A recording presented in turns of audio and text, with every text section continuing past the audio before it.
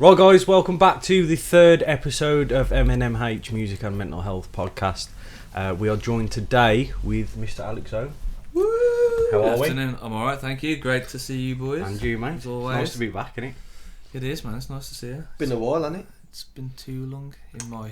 How many months has it? It's probably been. Last time I saw you was before Christmas. Well, I've been welcome to see you play. Oh, and you were bollocks.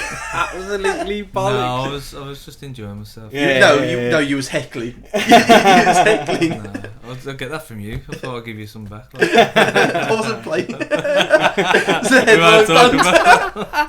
You're there going, says like boiler. It was McFly. Nah, I don't know what that...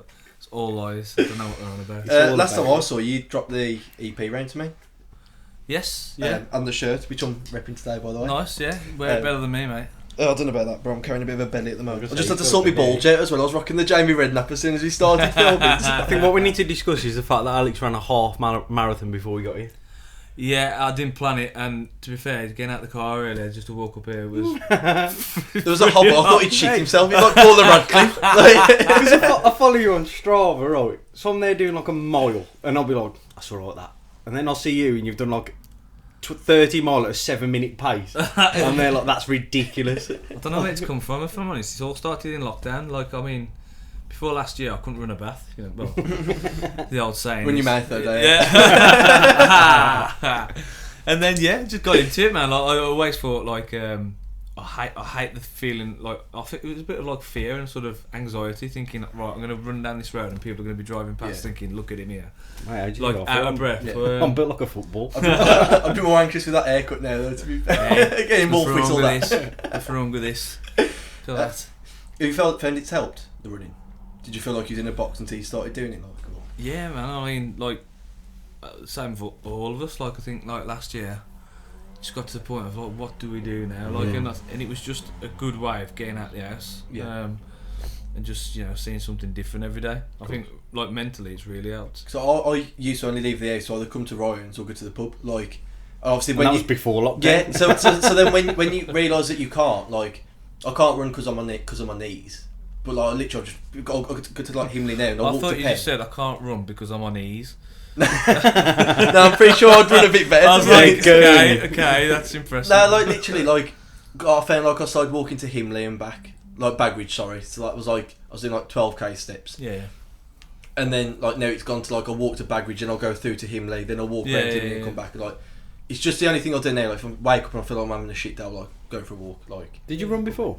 No, never. Like, that's that. It was all. I always had a fear. Like, I do a bit like, say, in the gym, like on the treadmill, just like a mile or something like that. But I always had like a fear of like just people like just laughing at me trying to run. do you do gym or anything?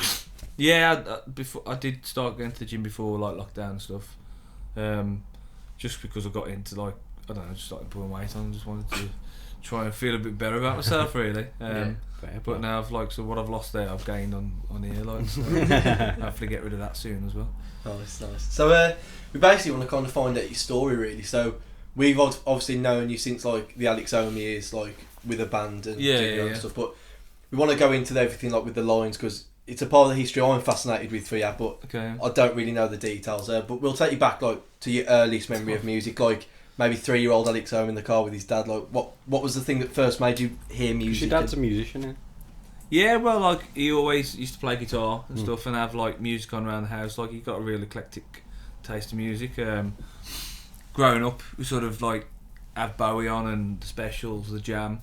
But then he'd also love, like, Simply Red and You and Cry and things like that. So he'd have, like, and there's, like, Annie Lennox thrown in there as well. So there's, like, just crazy sort of, like... That's a big range. Yeah, it's... Is your mum the same, or is it solely dad? She enjoys music, but like it was mainly my dad who I'd see play, and like we had like an attic conversion when we were little, and he used to have like this like old, it's like really big Amstrad 4-track. Nice. You could bounce it down to like 8 and stuff like that. But that was the first time I saw like people like plugging microphones in and like guitars in and they were like little faders and stuff. That it was proper like, and like you'd record onto tape. And that for me, like, I mean, you hear music coming out of like the radio and it's all just one thing, but it was nice to hear like everything how it's broken down, so you could put like a little drum beat on and then guitars. So the process of music actually kind of got your attention more so than the music. I think itself. so. Yeah, that interested me, and then like I don't know. I never. Well, what stopped me from doing anything after that, I think, is we had this guy come in at primary school, and he was like, he wants to learn to play piano. So I was like, yeah, I'll have a go at that. Didn't get the job on that one. No Elton. No, I've got the glasses, but I ain't got the skills. Like, You're still standing there. Better than ever did. He's here all day. I'm here for the colour. It's like being on Alan, guys. The jokes are flowing. And then, so I didn't get the piano lessons, but as a substitute, I got a trombone. Okay. And Nice. it was, well, it should have been nice, but the guy who was teaching, he was just an absolute arse, if I'm honest. Really? Yeah, just like, I mean, Is this so, primary school then? Like, yeah, talking so I'd about have been, 5? what, like 6, 7, something like that, maybe 8. And like, trombone, like, I found it quite hard, man. Like, you got to get like the sort of, you know, the blowing technique, and then like obviously like sort of like moving it to different positions, trying to get the like. No, it was hard, man, and like it was like carrying a coffin to school every day, and but like if you didn't get it, rather than sort of being understanding, he just bawled like, and it made me feel like crap. So I just knocked it on the head, and then I didn't really do anything with music. I was always into art and drawing, Okay. and that's what I went through like school doing really, and through into university and. But then as I got to like university and from like through that in college, got a lot of mates who were in bands, and we get to like day trips to like Manchester and Liverpool. What did you study at uni then? I did the technical course title was 3D design, woods, metals and plastics. So it's a really creative title. Yeah, it's pretty black and white. Yeah. I mean, it was good, man. I mean, Where at? Wolves Uni. Oh, okay. Yeah, Fair so enough. if I'm honest, like after college, I didn't really know what I wanted to do, so I just went there. At the end of that, I got offered a job, like set designing for the Harry Potter films, and No way. I turned it down. I didn't. Little did I know what it was going to turn into. To be fair, but, I guess you wouldn't have known. Would No. no, not really. Why did you turn it down? Well, Couldn't be arsed to travel? like, I'd have lived down Watford, and studied, and like, 'cause it was like studying whilst making okay. a set. But at the time, like, I finished uni and I'd lost a bit of love because again, some of like lectures and things weren't the most motivational, and It's fundamental, isn't it? Like, yeah, man, whatever you're doing. yeah, definitely. And like, I found like through a lot like college and like uni, it's crazy how negative some of the like the lectures were, and I don't know, and that had an impact on a lot of students, I think. And I just had enough of it. I was like, I just want to get a job now and work and earn some money. Because to be fair, we said that like we had an episode that we won't publish, but I was slagging off James Maiden from being Birmingham, because like it just felt like to me that he was so bitter about not being a musician himself that the last thing he should have been doing was trying to inspire musicians for the next generation. Yeah. I suppose that's even the same when even with like It whether was, it's it was just hard to deal with, wasn't it? I mean, you never went in and spoke to James and was kind of, oh yeah, I get that. He was kind of, he was all. I mean, he slagged us off, didn't we? Yeah. When we went, because you wanted to go back to your third year, didn't you? Yeah, I went to the third year songwriting, hopefully. And then I was restarting the year because I'd failed, and he Yeah. was like, just slagging us off. Like, Yeah. It's hard, man. I don't know. Like, sometimes it does feel a bit like people that haven't quite made it end up in that, and they're a bit resentful of anybody else. I don't know. I don't know what it is, but I remember this guy. He was a nice guy, really, but sometimes at college he'd just have meltdowns, and he'd come in and it depends like who it was on a certain day, but like some days he'd pick something up and go, look at that, and the one day his lad had come in and he's going, my 8-year-old lad could do better than it, and like in front of everyone, like, and then like, you know, sometimes you'd get your work and like slam it across the room and you just think, really? man, what? Like, you know, it's not motivational at all. Yeah. But, yeah. So like, at the end of like sort of uni, I just started like sort of playing like music more, really. And Did you have a guitar then, or was it? yeah. Well, I was using my dad's, really, and still got that, to be fair. So sorry, Dad. Is that the Marty? Nah, it's the Yamaha one. I don't use it so much anymore. Okay. I think I know it. Yeah. Yeah, it's like sort of what's it like PX 60 or something? I don't know. It does the job though for live really. It's lasted the years, and there's lots of open mic nights and stuff like that, and just got into music that way really, and it's crazy really because since then it's just become been like your a life. big part of my life. Yeah. Because you have got into it late then, really. Like we I was going to say, what age was that though? That'd been 18, 9. Yeah, no, I mean I didn't get into like playing live. My first guitar when I was 16 for my 16th birthday is like a copy of a Strat. But it then I was like learning on and off. I didn't start playing live till probably 21, something like that. I mean, that is late, isn't it? Because Yeah. we had Harry on and he was on about like how late he felt he'd stop. No, Chris wasn't it? It was Chris. So Chris from the Dharma said like he didn't Yeah. start playing till he was like 18, 19. He said that felt late. And he's what, 28 now, isn't he? And he just feels like if he'd have started at say 14 or 15, he'd be in the position he's at now, but he might have been 22, 23, and he feels like he might have had... Yeah, it's a weird one, man. Like, I think, like, lately, I think I'm the most comfortable I've ever been in, like, writing and my recording process. Yeah. Like, I've got a great band around me. You know what you can do, like... Yeah, and, like, I listen to, like, when we're in the lines, like, I love that time. But, like, we got into it late and we still, like, we ended up going everywhere. Like, we toured England, went to America, Canada. Because what was the initial lineup? Because Titley was in it, wasn't he? Yeah, there's Titley and Dean. Like that was like the three of us who sort of went through most of it. It changed quite a bit. Well, yeah, it changed. There was 5 of us originally, and then things didn't quite work out. So then we went to a 4, and that itself was a learning curve because like I didn't really play guitar a whole lot in the first lineup. I'd sing and maybe some of the acoustic stuff I'd get acoustic out. Then we went to 4-piece. I was like, oh man, like because even people then can hear you now.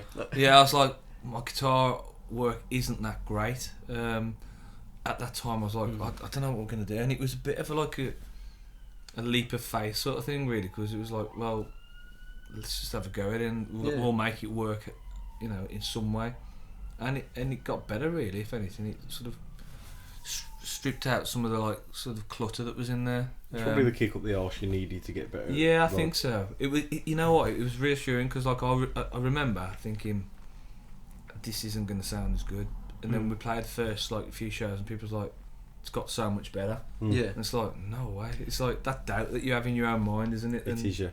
Because it's weird for me, because obviously I've told you the story in the past, but the people like watching won't know. Is that like I grew up in a household where the lines were a big deal. Like, so Craig had just turned 18, 19, and basically almost it felt like almost every weekend he was either on the coach to Liverpool to watch you play. He was, he's basically going up and down the country watching you, and it become part of that network. So like that's how we met Neil and Steve Taylor. Yeah. And I think like Stu Jones and Rob Dukes used to go and everything as well. So it's very much a case of like I remember. I think we had your songs on LimeWire or whatever it was back then. Like, so I'd have been 9. Like I was 9 because Craig was 18. So like it was very much a case of like I grew up with your music like around the house, and like I could probably even relay a few of the choruses now. I probably got the lyrics wrong because I was 9, but like it was very much a case of I was fascinated with your journey. It felt like you were massive in our household. And like I remember when I signed for Mass Records, so like this is me being 16, and I wouldn't have met you at this point either. Yeah. Looking through our CD collection, there's a Mass Records CD, and you're on there. Yeah. And like I never heard this song, but it's like a compilation album that Mass had put together like many moons ago. Yeah. Is it in the lines or? Yeah, it's in the lines. Yeah. The So like this is again like there's like probably like I imagine Mass's early days as well, wasn't it? Yeah, we did a few things with him. Yeah. And so like it was fascinating for me because I think obviously the next time I met you, I'd have been at your show maybe with Neil, and he introduced me, or I was playing a show and you'd come to watch because you come to have a beer with Neil, I think. Yeah. And then that's how we kind of met, and then I met you drunk at a Birmingham networking event as well. well. I was like, I know you. My brother used to love your shit. So yeah, it's a funny old. Like I don't know, like it's mad how it works, isn't it? It's a cycle, innit? It really is a cycle. Yeah. How did you find there was a shift? So when the lines were happening, did you realise that there was like a network of people from Gornal and Sedgley that maybe they just wanted to push something because they'd never seen a local band that could play their instruments, like, or what was it? Do you reckon that was kind of part of the support network that helped? What, really, like, it was a beautiful thing. It was just like, I think at one time, like in Wolves, it was a good, like, a scene, you know, like you had like the Civic with Blast Off, and then the Light Bar, which had like Revolved, and there was other nights. You had like Varsity as well and stuff, didn't you? Yeah, and like, it's mad at, like, when I think back to it, how it sort of all worked out, really, because like I'm from Gornal, and Dean was from Gornal, and obviously Titley was from Sedgley. Yeah.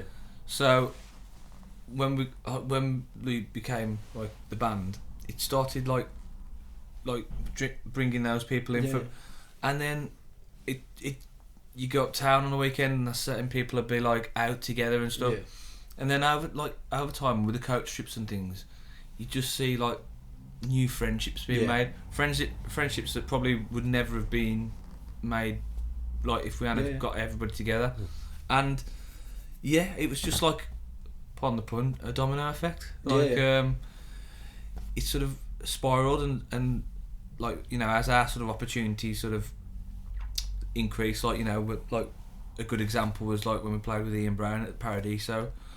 There's like 40 folks, 50 folks that booked tickets, got on a plane within like a week, and all come over to, and it was just mad.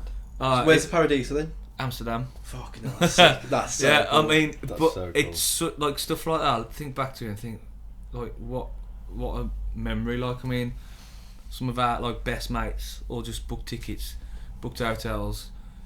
Mum and Dad was there and stuff, like. That's so sick. And it's just like a massive extension. Like, and I'd never call like people like that like fans and things, because you know, it's like it was like a massive family, really. Like, and everybody looking out for each other. And but you even have that now, really, like some people you work with come to your shows and stuff as well, and then obviously your family's always still there. Like, it's like, obviously New Hampton, I was ill, we just come back from Dublin, so I think I had COVID, but obviously you managed to sell like, it was a fair few hundred, wasn't it?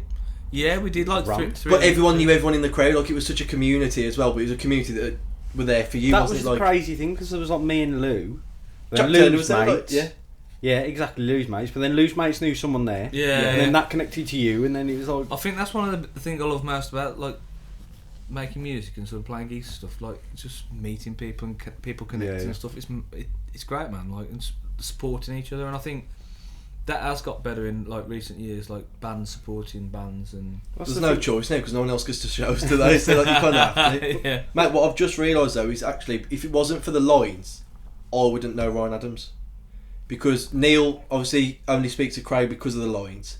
Neil is now the person I send, if I write a track and it sounds like Ryan Adams, I send it to Neil, because I'm like, oh, he always, just your thing, and like, but Neil got me and Craig into Ryan Adams anyway, Yeah. and that's took me to Manchester to watch him, and like, me and him are going around Neil's when like lockdown's proper over, we're gonna have a Ryan Adams day, like, but that's all come from the lines. Like, I'd have never met him if it wasn't like for that. Like, with regarding bands supporting bands, I mean, like, I can't even remember how we met, because I feel like I supported you.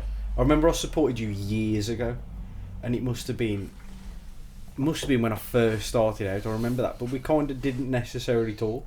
Yeah, I don't. You know, you said that now. I'm trying to think the first time I ever met you. Exactly. what venue was that then? I think it might have been the Actress and Bishop. It's hard to think back. But it would have been. I mean, like 4 years. You'd been ago. what, 18? Yeah, 14. it would have been 4 or 5 years ago. I can't think now. Because you were the one that like I looked up, because obviously I was singer songwriter. I think you were gigging mostly acoustic then. I did start doing a lot of acoustic. So I was there going, fucking, this is the Messiah. This is the singer songwriter. I was looking at you thinking the same, thinking, how'd you do that with that guitar? Here's me with my C chord and G chord. There's Roy, like, hitting Slapping guitar. the bass. I'm like, what is going on here, man? It's crazy. But that's the thing, is I'm there at the back going, this is such a sausage fest.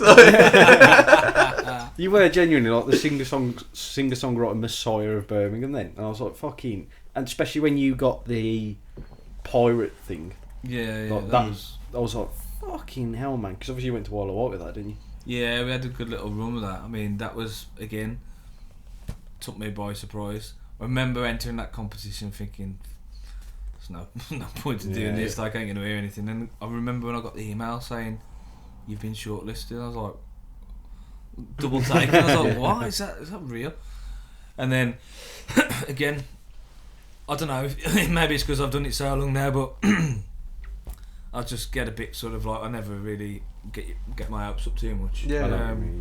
Well, I think we're all the same, like, you know, you get told things and it never comes off, but then got shortlisted, and then next thing you know, we're in the last like 8, and I was like, what is going on here, like? And then again, the support there, like, you had people sharing it all over the place, and it's amazing, really. The issue is you almost kind of get support once there's an incentive for people to get behind it, though, isn't that? Until them opportunities arise, like, people don't share shit unless there's good news to share. Like, they're never supported to support it. It's almost like it's not a bandwagon thing, but there's elements as, like, I suppose it is, isn't it? Really, like, yeah, it's hard. It is hard, and like, you know, people want to, like, I think people do want to feel like part of something that's going somewhere. And in the music industry, it's hard to, unless you got like a great manager or money, contacts. Yeah, it's hard to keep that momentum sometimes. Well, a lot of times, really, because you might have something great, then after that, nothing really happens for a while. But that's why you got to try and make things happen. Because we're going to try and go as chronologically as we can. I imagine part 2 will probably come into, like, more since we've known you and, like, obviously more about, like, what you're doing now and everything else. Like, so with the lines, because you supported Pete Doherty as well, didn't you? Yeah, we did. Yeah, that would have been a mad. How was that? We saw a picture. I went, for fuck's sake, mate, you've done everything. Was that like prime crackhead Pete as well? Yeah, it was. You know, what, yesterday, 20 years ago. He was. You know what? Like, because we played a show actually before that with down the Dublin Castle in Camden. So we got down there, and it's so random. We got to the venue, went to the sound check and stuff, and then the owner was like, right, are you guys okay for, we have a band of lend your guitars and amps and stuff? And I was like, like, what's happening, like? And he said, well, Baby Shambles are going to come and play like a headline. So I was like, what is going on, man? Like, so you can have it. Well, it wasn't my amp, to be fair, and he broke the so yeah, like, I bet you couldn't stand him now. Fucking hell, man, settle down. Keep coming with these fucking short puns. Oh, God. Great time. But like, I remember the first time I met him, and I don't know, like, it didn't look great, I must admit. They played well, but then I remember seeing the people that were surrounding the band, and I was sort of like, man, if that ever happens to us, like, you know, there's lots of hanger-ons and bad influences. There's no way of getting out either, is it? Imagine the circle he's got. Like, yeah, it's hard, man. But yeah, he was alright. I think he was a bit out of his head, you know.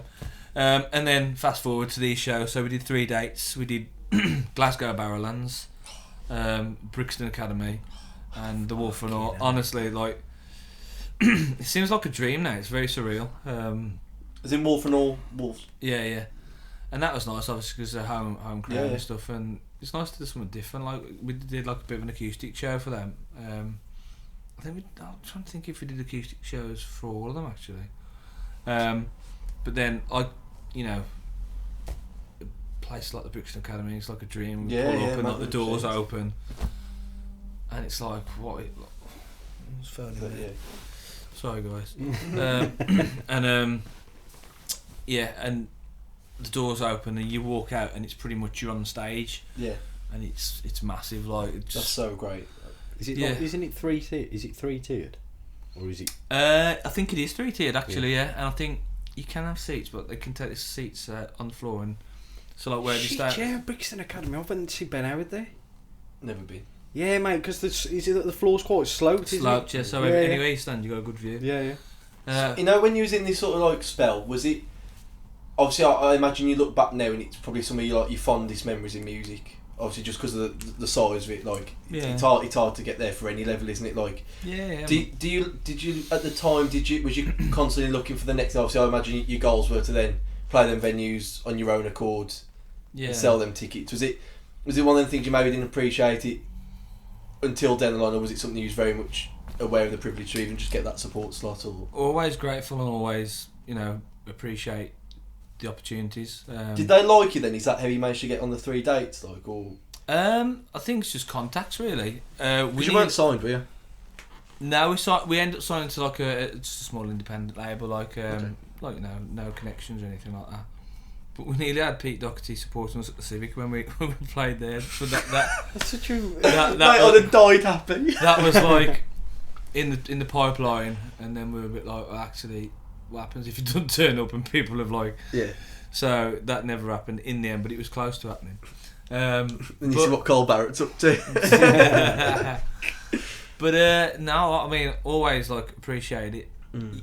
You guys will know, like when you're in music and you're playing gigs, you always want to take it up that step. Yeah. But like when we were around as the band, it was a hard time for like guitar music. Really, there wasn't a lot of guitar bands. Is this about 2006ish, 2007? Yeah, 2003. Oh, yeah, it was about 2006. That was when dance was... Because you had the boom around 2003, 2004, didn't we? You had like Strokes, Libertines. Kings of Leon were like, what, 2009? So I guess it was that sort of lull in between, it was wasn't going like there, like through to 2010 and stuff. There weren't, like, apart from like the odd big band, there wasn't a great deal. Like, there's nothing around really like This Feeling and Scott's Menswear doing like things with bands. It was a bit sporadic really, so I think to do what we did was like an achievement really. But yeah, it's just it's like it's that like sort of bit of a lottery really, isn't it? Like, and a lot of it is down to who you know and how far you go really. But when I look back at it, man, I mean we had a crazy time. It was the opportunities that we had, and wouldn't change it for. How did you get to America through it then? What was the opportunity? Airplane. Airplane. Fucking hell, no. Don't embarrass me on my own podcast, Alex. So I think I can walk. Like was it like a gig? I'll take it as a gig. Wait, you asked me how we got to America. Oh my god. Yeah, you keep sipping on that, my man. You turned me to gin. Now I was enjoying a lovely cup of tea. I've brought a portable gin and tonic. Is that what that is? Okay, fair play. I thought it was water. Mom's gin, mom's tonic. You know what? You asked me. I don't know. Like stuff just seemed to like sort of happen. It was a bit like I remember sort of starting off and playing gigs at the Varsity and around Wolves and Little Civic and stuff. Before like mates in the band, didn't really know. I mean, I remember when we get to like sound check and stuff like that, and they'd say like, "Oh, in the monitor," and I'd be like, "What's the monitor?" And like think like, "What do you want in your monitors?" I'm like. Sound everything like I didn't know then like it was just a massive learning curve, but it's like a snowball and just like we work hard to, we're trying to get gigs everywhere and constantly trying to put out good recordings and it just happened like just by a chain of events really. The America thing, we had a manager and he got contacts and things like that and that's how that worked. And we went to play like shows at South by Southwest, like for. I mean, I'd love to go back there again. That was an experience and a half. That was. No way. It's like a week in Texas. So we went to New York and then played a few shows there. Down to South by and then back up to New York and did some stuff like Virgin Radio and that. That's mad, man. Like, is it one of them things like what? Because how long was the Lines like a band? About just under 10 years, I think it was. So is that 2000? What was the start? We started the first like rehearsal. I think it was like August 2003. Okay. And then we obviously had a few line-up changes and stuff like that, and we split up. That was about 10 years, about 2013, I think, in the end. Okay. So, was there a particular reason why it did break down? Did people kind of have enough? Was it? Did it feel like you'd achieved everything you maybe could in the Lines? Is that? Yeah, I think it started getting to the point where. We're putting quite a bit of money into it and not really seeing anything back for it that was quite hard because I think in the industry you get a lot of people telling you they can do certain things and make things happen, so we just got to the point it was like I can't keep putting money into it and How old were you all? Late 20s. Okay, because it's a point where band members start deciding what they want to do for the rest of their life, isn't it? Yeah, really? well, I mean, like, there are different like factors, like being like the songwriter. Like, I found that like I was at the studio a lot of the time, and then, you know, I saw some of the band members like sort of bettering what they were doing outside the band with work and stuff. Yeah. So here's me like in a job that I wasn't really going anywhere. Everybody else had like sort of fallback, like, Yeah, yeah. and I just thought part of the sort of thing was I thought, like, if I'm going to be here doing stuff in the studio on my own a lot, Yeah. I might as well just do my own thing. And also, So what was your job? I was a TA in a school. Okay. Yeah, just teaching assistant, which, you know, I enjoyed and that, but it Was to pay for the band, but then everyone yeah. else was getting ahead in what they were doing. Yeah, they were like sort of moving forward in their jobs and stuff like that.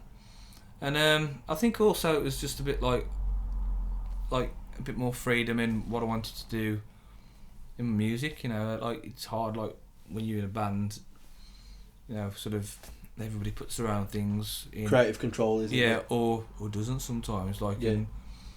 it was just nice to sort of like wind it down. I think creatively and we just grown a bit tired of it, and it was becoming more of a chore than enjoyment, really. So it wasn't a nasty ending. It was just, again, you all No, kind of came to no. those. You're still mates, aren't you? Yeah, it was hard, like, because obviously, you know, I think there was one or two that would like to have carried on and stuff, but then I think in the end we all saw that it was probably the right thing to do. It's got to be hard after 10 years. Yeah, it was. Especially when you've done what you've done as well. Like, you know, we're all good mates, and it wasn't nasty. It wasn't like anyone's going like, "Oh, you're shit," or "That's rubbish." Like, you know, we all worked it, and I think we all saw that it was probably the right time, the thing to do. Like, I think like it was me originally that said like, "I think that's enough for me." Did you knew you were still going to write, or was there a part of you that maybe was like? Yeah, I think so. Yeah, I think I just need a bit of a break. Yeah, just to sort of unwind and do my own, like, just do stuff for me, like. But yeah, I think like through that time as well, I did a bit of a rough patch, like, you know, sort of where I was in life, and just needed a bit of a reset, really, and sort of get myself back on track. In what sense? Like, what was happening? Just a bit low. Relationship breakups and things like that. Probably drinking too much as well. You know, just not in a great point. I suppose it was easy to feel like you was at a potential crossroads, though, wasn't it? Like, again, I suppose everything you'd done to realise that, like, I suppose that was the point. Like, it's one of the things you have to go again, don't you? Like, as songwriters, like we've said, like, whatever happens, like, we'll still pick up a guitar the next day, or like, even if it is 6 months down the line or a year down the line. Yeah. I suppose it was on there. I take it you never had the thoughts of going, "Oh, I've got to get a real job and do like a real, like." Yeah, well, I've always worked and stuff, and I've always tried to juggle it, and Yeah. like, it's hard, man. Like, but if you want to do something, you got to try and make it work, haven't you? You know, there's been times like recent times, like I've finished work at like 4 o'clock. Yeah. Jumped in the car, drove all the way down to London to play like a sports show. Yeah. And then got back, 1, 2 o'clock, and then you're back up for work the next day, and it's like, I've got to sleep some other time, like, you know. Because obviously we've got Jack Cattell coming later. You're two people that, from, I suppose, like, from the Instagram world, like, obviously everything we see is through social media at the moment, like, you're two people that do very much seem relentless in your work ethic, your drive. You always look like you're on that perfect balance of productivity and getting out content, and but again, because it looks so much like that, I imagine behind the scenes you're quite a well-oiled sort of emailer, responser, like. Sure, yeah. I mean, it is hard to try and keep on top of it sometimes, and like, you know, sometimes you fall behind and you're like, "Oh, I've got to get that sent or do that." But yeah, I'm always trying to be like creative and on top of, like, you know, the professional side of things as well. I think you got to be, haven't you? Because otherwise, there's so many other artists and bands out there. Behind it. Yeah, you get, and like now it's so different to, like, you know, when we was in the band, it's all about like looking like you're sort of active online. Yeah. I mean, like, I'm probably not as active as I could be, but I don't know. I think like, I'm not, like, you see people sort of doing Snapchats and stuff like that. I'm not overly confident with like my appearance, so to speak. Like, like you know, when you do a video, and I just find myself looking at it and going, "What are you doing, man? Like, what? Yeah. Nobody wants to see." Bro, that. I look like a thumb, man. Just you gotta do. Yeah, but it's hard, and you have, and I think like lockdown has actually got me better at that. Like, and it's not like about looks and stuff, but you can't help. I think sometimes have those thoughts in your mind, like, what do I look like, man? Yeah, like, of course, yeah. I think it's that credible thing. If 22-year-old you would have seen yourself, you go, "What is this bellend doing?" Like, It's hard, isn't it, man? It's just that sort of regulated. Hi guys, Alex here. Yeah. Hi. Do you ever get a lull in like the productivity side? Because I mean, I've hit a lull, you know. We always hit. Look, we constantly hit a Like lull. I haven't wrote a song I think since everybody January. does, man. Yeah, but you had a good run of writing songs, didn't you? Yeah, but that's what I mean. Like, but that's what frustrates me now. Because I had that run, and they're going, "Why hasn't that continued?" You're begging for it back, ain't you? I think it's just a massive like sort of group of like sort of events that stop writing. I think sometimes, and I don't think it's a bad thing. You know, I think there's no point forcing it because then you just don't get very good songs. You just write shit. Don't you? Yeah. And we all get it. I think, you know, sometimes I'm like, what is going on? And then, like, for when we did the EP and stuff, I ended up writing like 4 or 5 tracks. So I was like, yeah, these I like these. Yeah. Out of how many? So like, what was like? Did you have like a basket of songs, and you were like, okay, those are the best 4 and 5, or? Yeah, I mean, I've always got like loads of like unfinished songs and stuff going on, and then sometimes I think if you know there's a point that you got to reach, it's like, right, I've got to do these now. Yeah. But yeah, I mean, I'm always like tinkering around with like tracks, and I try not to push it too much now. Like, if there's something I don't like, I won't go, right, I'm gonna record it. Like, I'll wait till. And like, I had it with a track last year actually. I got this track and I really like it. It's like a little folky track, and I couldn't think of a chorus. Couldn't get this chorus at all. So and then I just left it just on the sideline. And then last year I just picked the guitar up mid lockdown and it just came. It was like, and I'm happy with that chorus. Like, and I'm glad I did, because I could have wrote it and finished it with the substandard chorus, and I'd be like, you get to that, you're playing live thinking, oh, I don't quite like this. Like, well, I had that with I had a song called Moving Stars, which will be on the next album coming out end of June, and it was like maybe end of June. Cheeky fucking plug. Selfless plug there. But like one of the songs I wrote on it, I remember writing the chorus, going, "Oh, really like that." I was like, "Oh, it's My Yellow by Coldplay. Stand by that all day." Yeah. And I've rushed the verses and played it at the EP launch. We released the first EP. Yeah. And I opened the whole of the EP launch with that song on acoustic. Yeah. And people were like, "Oh, it's a good song." I was like, "It's not finished." I was like, "What do you mean?" I was like, "Do you not hear how shit them verses were?" I was like, "It's not finished." I was like, "I only played it for the chorus. Like, I'll live off that chorus." I only finished the verses 4 months ago here, and literally I managed to write, like, instead of like not having a verse, I then managed to write like there's 5 verses in it now.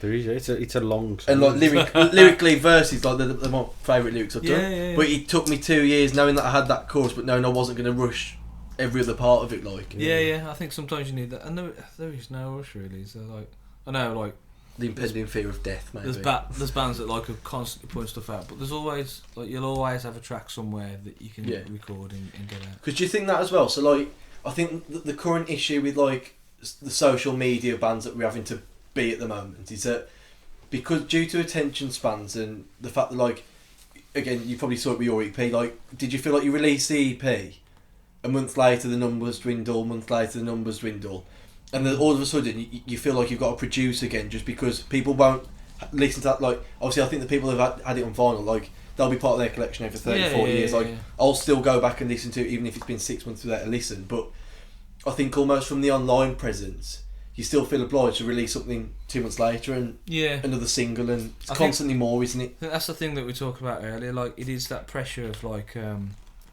you've got to get something out there because you'll get forgotten about, which is fine. And like, you know, bands do it, but it doesn't fit everyone, and there are implications that stop some people doing that. You know, like money, time, studio availability, anything like that.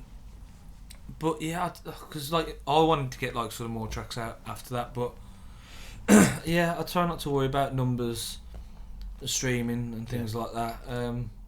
you know, sometimes the numbers are great. You know, you see a band and they're like, oh, we've had a week and it's 50,000. Yeah. And then they can't sell out a Sunflower Lounge. It's like... Yeah. That's mad, isn't it? So- But then there's bands who've got 100 listens who will pack the Sunflower Yeah, Lounge. it's a weird... Like, Spotify's a strange one, you know, and I'm not sure. And some people, like, pay for plays and... Yeah. It's not really a true reflection of how good a band is, I don't think. Like, to me, to be fair, like, I'd rather impact one person or, like, say 10 people's lives of people who really love my music and they put it on, you know, whether at their wedding or someone's funeral, like it proper bookmarks their life. I'd rather have 10 people like that than, say, 2 million people listen to one of my songs once and it just become a fleeting footnote of their day on Spotify. Like, and so like the numbers can sometimes be misconceiving, really, can't they? Is that the word? Misconstrued? Is that the word? Yeah, maybe. Yeah, probably. Deceiving. Something like that. One of them. Probably all of them. Theosaurus Corner, isn't it? Probably all of them. But like, what word can you think? Like, I think, you know, it's very easy to see that like your numbers are going down. I constantly see it with my Spotify, but I'm like, yeah, but for like the last 4 months, I've constantly had, say, one in Glasgow, like. Whoever Who that is that is, person in Glasgow is the question, isn't it? Like, yeah, look, and I'm there going, well, who is it? And like the same way, I've had the last 3 months, there's always been one person in LA that's listened to it. I don't know anyone that's ever lived in LA or even really visited. Like, there's someone that is constantly choosing to listen. I don't know what song it is or whether they listen to all of them. Like, but it's obviously someone that has got it part of their catalogue at the moment. And they listen to it, and you don't know if they've just had a breakup and they're listening to it on repeat whilst crying. Like, or you don't know if it keeps coming up on their like playlist and they're going, why does this song keep fucking following me? Like, you don't know if it's that either, but you know, I'd like to think in a romantic element, like that. I mean, she might be my next wife, maybe, you know, like. Fucking but no, but like, you know, it could be one of them things. Catfish. It's actually a Like bloke called Bayway, Dave. bro. But it could be one of them things where like you don't realise how much an impact like your song might be having on someone because it's just 1 out of, say, 25, but it still could be an important one to them, couldn't it? Like, yeah, it's you know, we've had loads like things like that. Like, and it's the small things like that I think that make you know, that mean the most, really, and make it worthwhile. Like, you know, just people.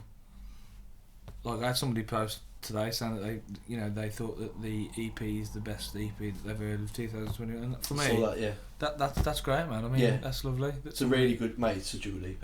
I like it. It is ridiculous. Like, it's all. I need a wee. Should we take a little break? Yeah, and then we'll come back to Alex Home from 2013. Yeah, to we'll next. take a break now, and we'll see you in the next part. Right, we're back with part 2. You bastard. Right, we're gonna tackle more of like your stuff now, like your more current stuff. So I think we'll start from 2013. Yeah, when did the EP come out? That was the recent one. No, the first EP. one. Good question. Was it 2017? I don't know. I've lost track. So when you said you took a break, you did take. Well, I took a break, but like I started writing and recording. I was writing all the stuff on my own and also trying to record a lot of stuff on my own. So the process seemed to take a lot long. Well, there was no pressure. Like, we didn't have to have anything out, and it was like, you know, we'd grab a few hours here, get some stuff down, grab a few hours somewhere else. But the problem we found, like, it'd take like a year to finish a track or something, like, or there'd be loads of tracks unfinished and stuff, and just because we were trying to like layer things up, and then because it was like we were writing as we went, the whole thing, because you just find yourself sitting there and saying, well, what about if we tried that, or what about if we did that? Of course you do, You get lost, don't you? You kind of end up on a bit of a tangent, like. Totally. So it just seemed to take a long time. You know, I was happy with the tracks, but it just seemed to take forever. And then, you know, there's the availability of like the producer that I was using. You know, he was busy, and which was Roy at RML. Okay, yeah, nice. So I'd just hop in when I could. So it just seemed to take a long time, and then obviously you got life that also sort of gets in the way sometimes. So that's why now it's so much better sort of having a band that I work with. Yeah. And like we sort of write and get a lot of what we want from the tracks done, prepared, ready. So now we go in and we'll get the tracks down so much quicker. Because it does seem that it's Stu on guitar, isn't it? Steve. Steve. Stu. He does get called Stu. And what's your bass player called again? Hannah. Fucking hell, wake up. So, son. like, but it does seem like they're very much a part of the whole process behind what you do, just as much as you are. Like, they seem to really love what you do, and it seems like they're your members, and they won't change either, really. Like, yeah, they're great, man. I'm lucky. You know, they are phenomenal musicians. Lucky, really, like you sort of how I've met them, and sort of we've ended up sort of being like in the band together. I mean, we are like, you know, I sort of go as a singer-songwriter, but we technically are a band because we write and rehearse as a band. I prefer playing like the shows as a band, really, because you know, you can get the songs how we've recorded them. When I first met them, I said to them, like, what do you want to do in terms of going forward? Because the thing I feel terrible about is that's my name, and like, I don't want to take all the credit for it, because they're as big a part of what we do musically as just me, you know. And I said to them, like, should we get a band name? And they said, like, you know, like, you've built the name up, and that's what we should go forward as, really, rather than trying to. And I still now think, like, should we change it and sort of.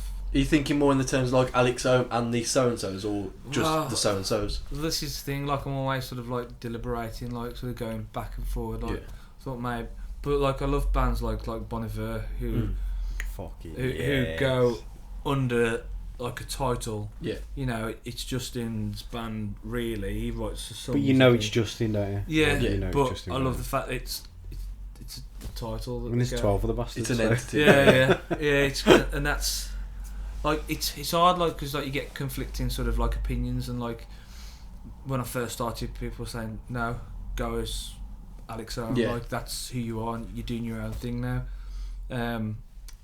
And then other people I said, yeah, that could work, like, and because that was my reasoning for Mark, because obviously, just based off the fact that I knew I wasn't going to give up, it was a case of, like, you know, if you do drop out, like, I don't have to rebrand and go again and lose hopefully my progress I've got to a certain point. Like, I think there's very much that sort of preservation that goes behind being under your own name, isn't it, as well? Like, yeah, totally. But it does bring troubles because people are less committed because of it, isn't they? I think so, yeah. You know, which is, well, I'm lucky because, like, Han and Steve are so, like, committed, and I couldn't be more thankful, like, that they've got behind the band, really. You have struggled with drummers, though, haven't you?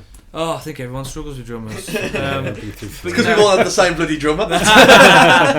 Well, Sammy, we had drumming for us, like, he got nabbed by, like, is that the Mohawk guy? Yeah. The Mohawk Sam, that's how he's known. And he got nabbed by, like, a guy, like a blues player. And, like, you know, you can't sort of stop anybody from having it. And, like, he's a superb drummer, so, and to, like, have the opportunity, you can't stop people from that. Yeah, like, 100%. Gutted, because, like, obviously we wanted to move forward, and we built our sound up, and we were happy with where we were. He was fucking brilliant. Because you use pads and everything as well, isn't it? So it's a complex thing. Like, you can't just have a drummer learn 6 songs and fill in. Well, they've got to know the process. Lou can't play to a fucking click. Lewis, I think you did a grand job, mate. I don't think you fucking did. I was at that gig.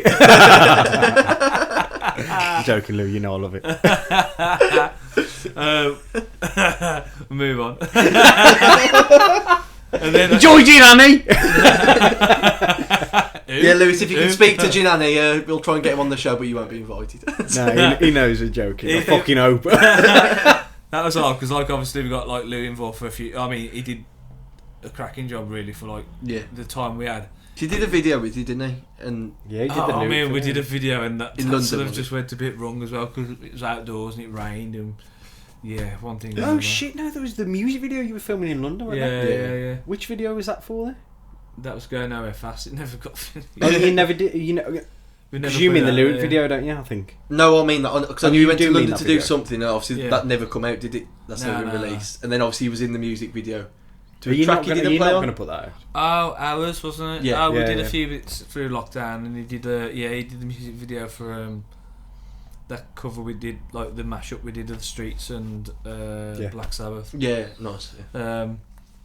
And he's like, what do you want me to play? I was like, I just look like you're playing it, like. But with all due respect to Lou, he's fucking good at what he does. He's very good at what he does. He helped us out a lot, like, because obviously we had a few shows booked in and stuff, and we wouldn't have been able to do it otherwise. But it's hard to find drummers, isn't it? they're just spread so thin, aren't they? Like just cheese, isn't it? Yeah, we've said we've said this quite a lot. Like, you know, in terms of like certain bands and like Pete Docter and Cole Barrett are artists in the Libertines, but if it wasn't for how great the drummer and the bass player are, that band falls apart as soon as they go on stage, because the rhythm section's so good. You can get away with that level of artistry. Like, there's not many great drummers locally, but if they are, they're pimped out to 10 bands, and they like. I think you could probably go to a gig at the Sunflower Lounge and Cheesy doesn't get off the seat. He's in one of the bands, isn't he? No, he's probably on all four. Well, like, yeah. He's like, I brought the kit, I might as well stay on. Like, It's hard, man. I mean, like you say, I think the thing that we find hard is that we play with pads and stuff, and it's not just something that people can just come in and go, okay, I'll do that. You need somebody consistent, and that's what we wanted to do, really. Like, we're getting people in the band that were up for doing it. Because you know, when we did like the Isle of Wight and stuff, the drummer then, who was with us at the time, he booked to go travelling for like 4 weeks, like a month. So all the time, like all these gigs we had in that period of time, we had different lineups, man. It was so like frustrating, stressful like, as well, isn't it? It is, man. Like, you know, like everyone plays different, so you know what one drummer does, another drummer does completely different, and then it wasn't tight. Like, you're looking over your shoulder and where you should be performing. Like we walk out on stage and like a few times, like you know, a drummer would like go out on the click track and stuff, and then you'd be like, oh, I just stop that there, and it wasn't where we wanted to be for those opportunities, really. And then so it was a bit of a wake up call at the same time. It was like, right, we've got to do this and do it right, sort of thing. Because you're someone who's been writing for a long time. We'll talk about your latest EP and like how we think it's your best work, but again, we still love things like Little Wonder. You got Fractures and fucking of course. And I suppose what I'm saying, like you haven't released, I'd say, prolifically over like, cause it's probably averaging about a track. Almost a year, isn't it? Maybe 2 tracks a year, roughly. Like, is that how like the frequency you write at, or you know, are you writing 10 tracks that only we'll hear one, or because you have quite a consistent set list as well, don't you? I've got like other tracks that we've recorded, and they're ready to go out. It's just, I don't know, I think a lot of it's been down to like timing, really. Like I had like a batch of songs that I could have put out, like one every sort of few months, like every quarter of the year or something like that, but I just chose to like keep something back, and even now, like, we're putting like EPs out, but what I'm sort of concerned is like putting all the tracks out. So if we come to release an album, then it's like, what tracks you put on that album to like sort of engage people and make it interesting. How often do you write then? So like, you know, say if I was to like speak to you next year, how many tracks do you reckon would be in and around the set, or do you see it's kind of the stuff you already written, or probably the stuff that's now into the set? Or? Probably get one song out then. Is that how long you live with them though before you kind of introduce them to the world? I mean, like, the thing that's been hard, like, is over the last few like months and stuff, is we've been trying to get like people in the drum. So we've been like working on that, but we have got like 4 or 5 new tracks pretty much finished recorded. So not included on the EP. Not on the CP that out. So we've got a track that we're able to put out in June, July, which is like a summer single. Then another 5-track EP, 4 or 5 tracks out for before the end of the year, like November time. I think. Fucking cool. So that's, I suppose that's kind of the level of consistency I'd expect like a songwriter like yourself to release that. I suppose so. Like, it's great that you're backed up, like you are backed. Because again, I've got the 5 tracks. It is 5 on the last EP. Yeah. I've obviously got the 5 tracks at home, like.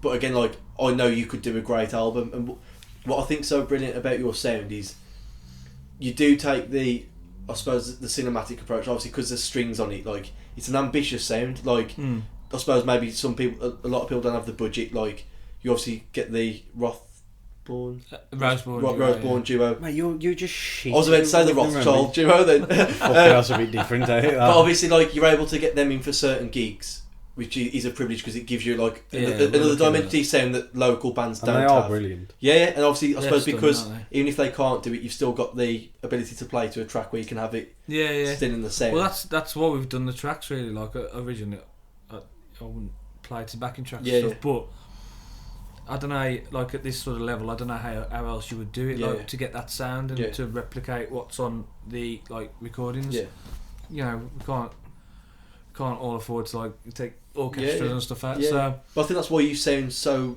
great compared to say like a local 4-piece band that are just plugging and playing. Like personally, from a purist, like I love that element. Like I love seeing a band that you know that what's happening is happening. And like I personally couldn't play to a click, but it's a different skill set as well. And like again, you sound so polished. Like if you're on a bill, we say 4 of the local bands, no one sounds like you. Where the other 4 bands might have similarities. Do you have a click in your ear? Nah, drummer has it. It's something that we're looking at like doing, but you need like an ear monitor. It's something that I've always been. You got to rely on the sound engineers as well, haven't you? Well, it's quite a bit of a faff. Got to rely on the sound engineers. But I think also like it sort of disconnects you a bit with what's going on. Like, well, the only time I've ever played with in-ears was your gig. Yeah. And it was harrowing. Yeah. Like you can't hear fuck all. Yeah. Like you can just hear what's going on, and that is all. And it's not a great mix. It's just dry in your ears. It only worked for you because you was right next to Lewis, so I needed those. I did need them, to be fair, because I had a loose fucking cymbal here. Yeah. Like, but I wouldn't do it again. I wouldn't mind. He went through all that, and then I think it was Jay, obviously Ryan's missus. At the end of the gig, I went, did it sound at the front? I was like, because on stage I could only really hear me.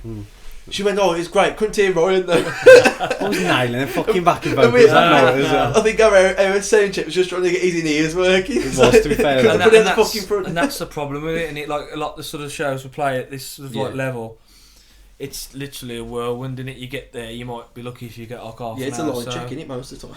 It is. I enjoy playing with that. The lines check. Yeah. My turn. Leave it to the pro. But yeah, that's just, I don't know, if the drummer can handle it and like so you can play to the drummer. Yeah. Why not? Like they're the back. But there are some like benefits it would have if we all had like the click. But yeah. Do you ever find yourself deviating off it or not? Does it like? Because obviously you play to the drummer, but I know that any drummer I've ever played with usually plays off the back of me. But does it work the other way for you? Like you can't really. Like, I mean, there's been times when the drummers have gone off the click a bit, and it's like shit, and then you got to try and catch up with it. Yeah. And it's virtually impossible. Like I heard it at we know when we did that like school fate for Kelly Bird. Yeah. The one that was on the back of the lorry. Yeah. I think you've started to do. There was no monitors at that gig though, wasn't there? Is it something stone? One small stone. One small stone. One more stone. I think you started that, and like it's always my favourite in the sex. I think it sounds a bit like Calio, and I love that sort of like, I suppose like heavier sort of indie sound. Yeah. And I think the pad was too loud, but obviously because it was a guy that was like doing the sound off the side of the truck. Like, I don't know if you could hear it on stage, but all that was happening was all we could hear was basically the click track. Oh right. And like you could hear all these like random harmonies that were filling in, but they were louder than you guys. Oh right. They were very. And loud, that I suppose that's the issue you get with like when you're having to like almost plug and play gigs as well. Is there's no way that you would have known that on stage. Like I think your drummer turned it off in the end. I think he could hear it was going wrong. Yeah. And I think he had a false start, and he was like, "Fucking play without it." Like. And yeah. I think sometimes you just have to do that. Yeah, of course. But then again, you can still play, and it still sounds like you without it as well. Yeah. Again, it just comes down to like you say, the sound guy and the quality of like the PA and stuff like that. It's a bit for if that's the only thing. If the drummer does lose it, you've gone really. Like you got to. First time we ever did a show with like click track, we it was in the lines, and we got this like track, and it's not even a great track in my eyes, but we hadn't really, we'd rehearsed it a few times, but nothing majorly.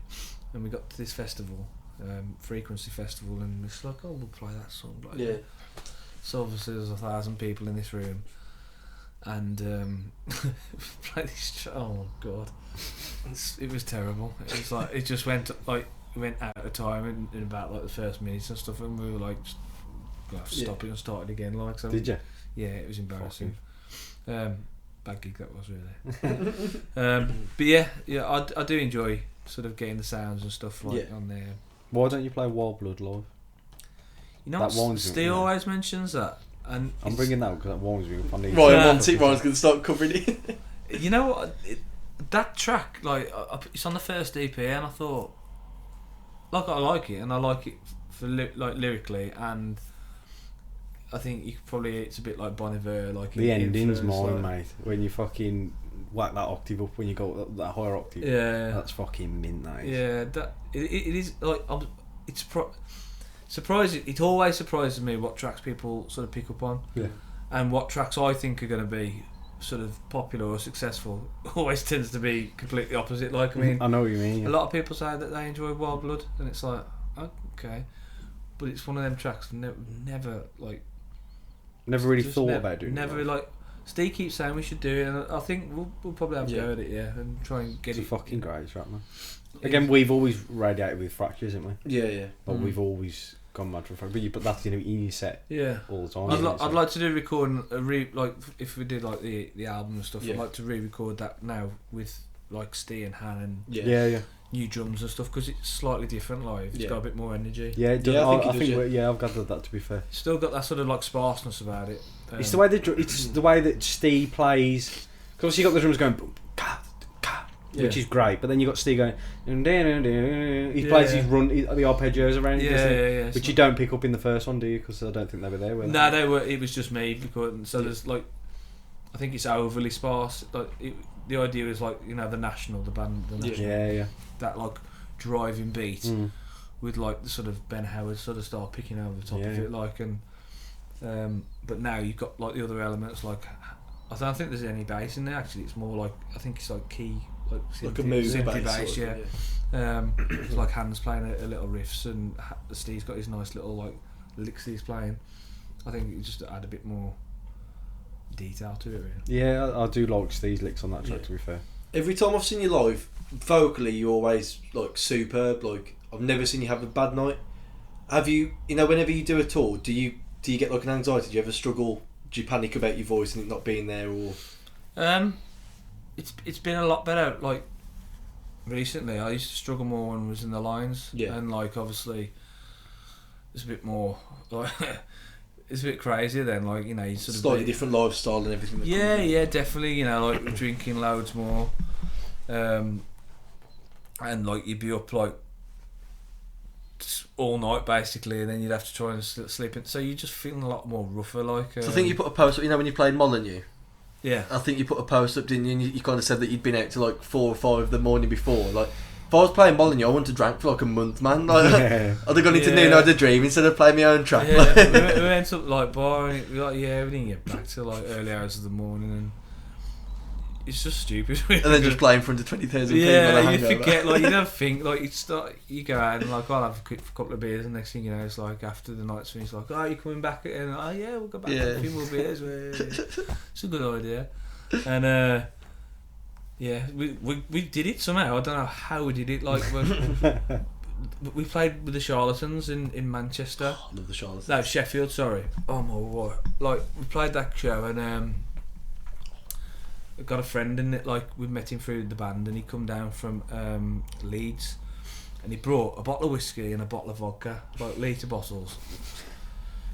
Well, we got a backstage room, so me, sort of thinking it's clever, like, I start drinking the vodka, but and then by the end of the night I've drank the whole bottle of vodka, like with Coke.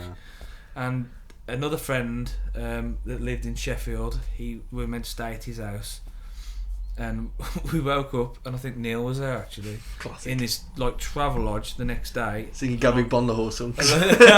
Well, I woke up, like, Neil's on the floor with like a stool, like underneath a stool, and I'm like, where are we, like? And apparently I was that drunk I couldn't remember where we were meant to be staying.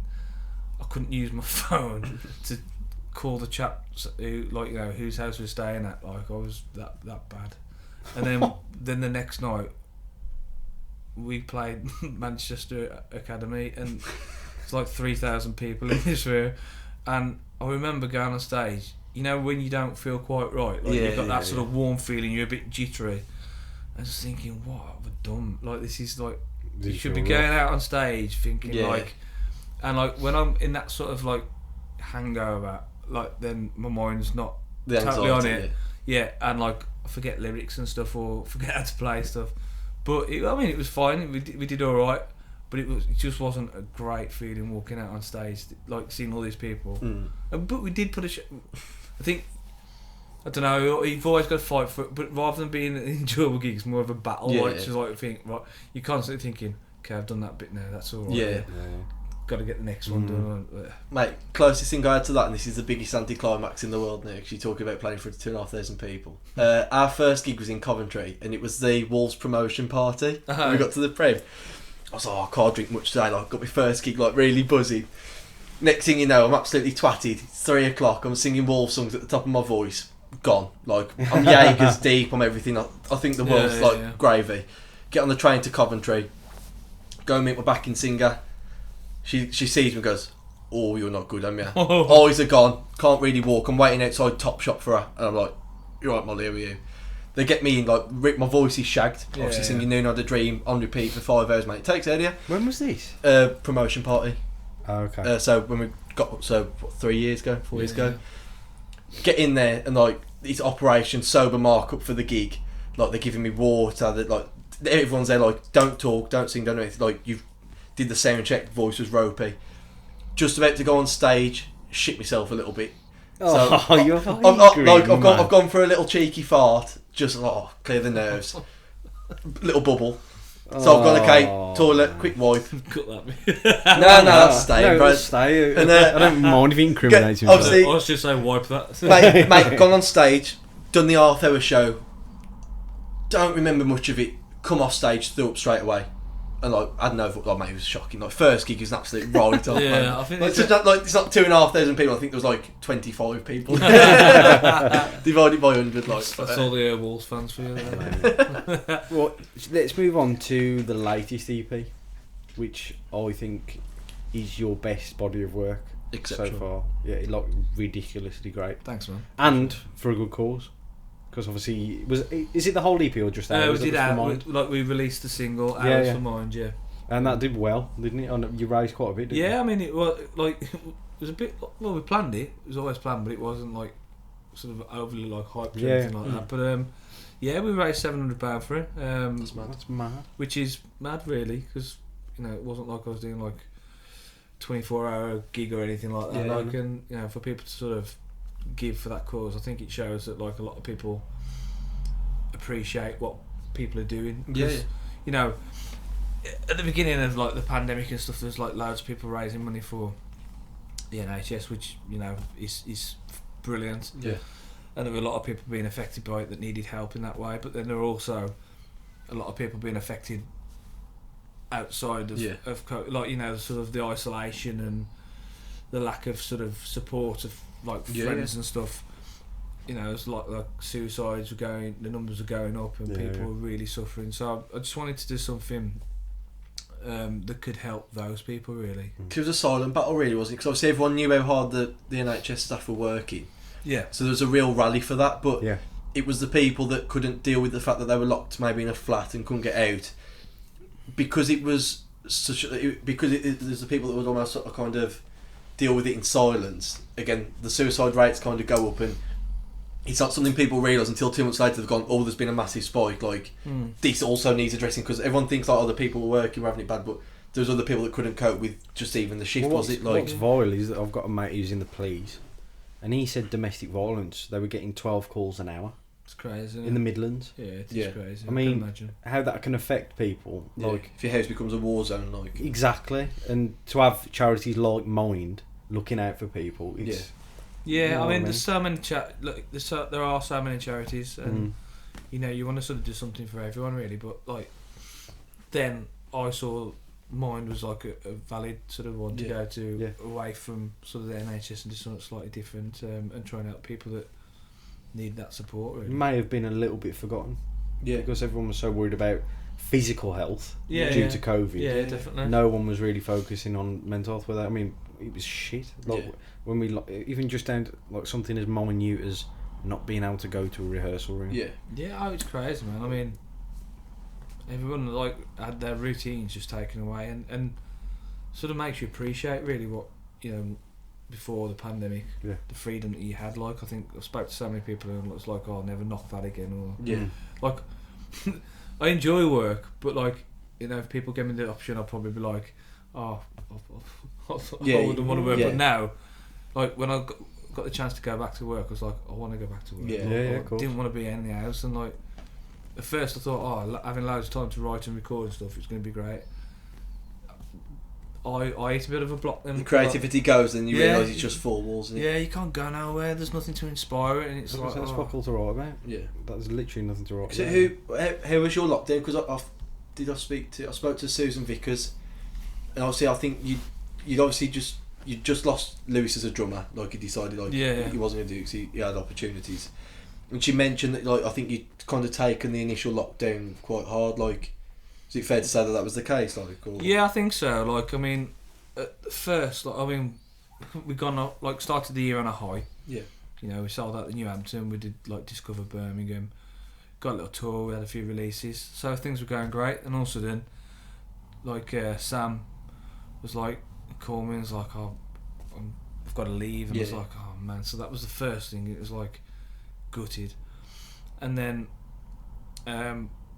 lockdown came, and like, just like, we had gigs and all sorts of things booked in. All that was like scrapped. I mean, that's trivial compared to what a lot of people go through. But then, like, I wasn't well, so and then my mum wasn't well, and I've been living with my folks. So that sort of started, like, you know, we had 3 weeks, like, because I went ill before, and I think it was COVID, but back then didn't have tests and stuff. No one ever knew. And then my mum was ill, so like, we were stuck in the house for like 3 weeks, because like, we couldn't even go outside because the garden is like a shared garden. Yeah. And next door neighbours had like a little child and stuff like that. So it was like 3 weeks stuck in the house, and it was like, you just start getting into a bit of a lull. Yeah. But then, I don't know, then I sort of took a bit of a twist on like my views of, like, you know, I started thinking, right, I'm going to do productive things like with my time. Started running. Yeah. Bought like some keys, and started learning piano. Started doing more demos and things, learning Illustrator, design. Yeah, started trying to use the time, because like, now things are picking up again. I can already see it, like when I'm working and things, don't have as much time. So I'm really glad that I've picked some of that stuff up. You've learned them skills though. Yeah, definitely, and I think that really helped. So it was hard at first, and I think it's just like everybody else, like just having like routine and seeing your friends and stuff, and the freedom really just taken away. It's like, oh man, this is tough. But what I always try to remember in whatever, you know, day to day life is like, there's always something or someone like experiencing it a lot worse. You know? I mean, like, I always think, like, you know, there's countries where like their day to day life is terrible. Like, some of pandemic, they wake up to survive, don't they? Some pandemic or not, they have it so bad. But you see videos of them, and they're just getting through it, man. They're dealing with it. Like, we're privileged, really. Half the time as well. Yeah, we're privileged. Like, you know, we've got it easy. The thing is, we have I think with the only speeds that have, like, you know, you talk in your brain, like, you have conversations with yourself, like, because we're so, I suppose, consciously aware of everything. Like, it's very easy for us to get down a rabbit hole. It's probably why we are so self-absorbed a lot of time. Like, as people, that's kind of how we built. Yeah. And again, like, it's hard. Like, you know, it's hard to kind of sometimes feel bad because you feel guilty for feeling the way you do, because you realise that people have got it worse, and there's people in this country that have it worse. And also, totally. You know, a lot of people deal with a lot of trauma, but if it's something you haven't been exposed to, then something so mundane can still be a really hard task as well, can't it? Like, it's almost a way, like, it's a way of, like, not validating how, like, if you do feel low, but it's also a reasoning as well, isn't it? Like, you can only feel bad for what you've dealt with in your life, isn't it? Like, yeah, totally. But it's one of them things. It's difficult, isn't it? How much did you pay for your keys, by the way? Are they good? It's a Roland Juno. Okay. It's full size. It's like you can put samples and stuff, and it's like a synth. But okay. I think it's about 650, 700 quid. It's not bad, is it, for what you get? I might be wrong. It might be a bit more. But so if you need the space, I'll take it off you for free for a month or two. So in lockdown, I was like, I really want to learn piano, and then can't afford them. and then I'm on MIDI keyboard, like. Well, the thing is, like, because, like, you know, I put on finance, and like normally I probably wouldn't be able to afford it because of, like, you know, doing day to day things. Of course, I thought, I'll just get it, man, and yeah, it's all paid off and that. But like, so I got a little one that you plugged into your phone, and it wasn't weighted or anything, and wanted to sort of get the experience of like sort of playing like with the bigger keys, because I found like if I was playing this little thing, then I'd go to a piano and I'd be like, hang on, the keys are so much wider. Yeah. It's the same with that though, isn't it? That keyboard is just not weighted, and it feels like a toy. Like, and the thing is, you could probably get good on that, and then as soon as you went to a real one, it's not the same. Obviously, I think as artists, you get to the point where like you almost want to learn. So if you ever got an opportunity to play a grand or something, you should be able to just jump on it. Like, you'd want say like I think back to like Ryan Adams, where he did Letterman. He did a couple of songs on like the piano that obviously I imagine was just at the studio that they use. To be able to go on and translate it, you don't need the comfort zone of like your one setup. Yeah, definitely. Which I suppose comes from paying a bit extra and getting something that has the real feeling. And of course. they even have like the fake ivory and ebony keys, so it doesn't get slippy when you sweat and stuff. It's there are better ones you can get, but like for me, it's a great sort of starting block. And like I'm a long way off being good by any stretch of the imagination. I can. Doing all right. I saw the videos, man. Like, I thought you seemed like you had a lot of grasp of it. Like, it's getting there. Like it is, but it's like everything. It just takes a bit of time and practice. I've enjoyed writing on it, to be fair. And it has brought like a completely different sort of approach to songwriting, and I'm getting different like songs out there now, like with different feels, and it's great. I've really enjoyed it. I'm trying to get better at it. Really. Fair enough. What time is it? It is. It's party time. 4:20. That's all right, no stress. So, what's next for Alex Ohm and the band members? And have you got a drummer? No, we're sort of like looking at sort of getting people involved. Just haven't quite found the right one just yet. But there'll be somebody out there. The good thing is we haven't got a few months and stuff before it all really kicks in.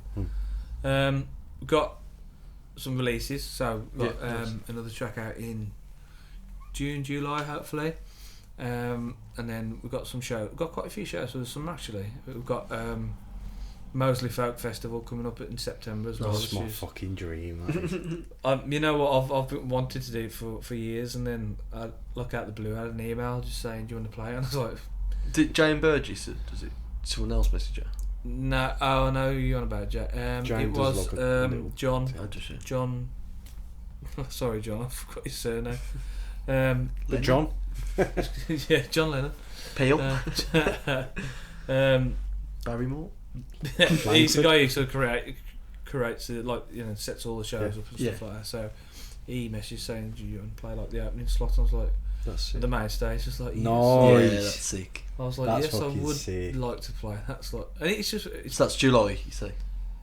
That show is in September. Okay. 3rd of September. Because there's quite a few people go to that, isn't there? A lot of people go to Moseley Folk, Yeah, it's a great small festival. Good vibe, but again, it's that thing of like people say like, when you're gonna stop and things like that, and it's like, well, when you never know when the next opportunity's going to come. Why would you when you are getting opportunities like that? Yeah, definitely, man. I mean, it's a festival that I've wanted to play for years, and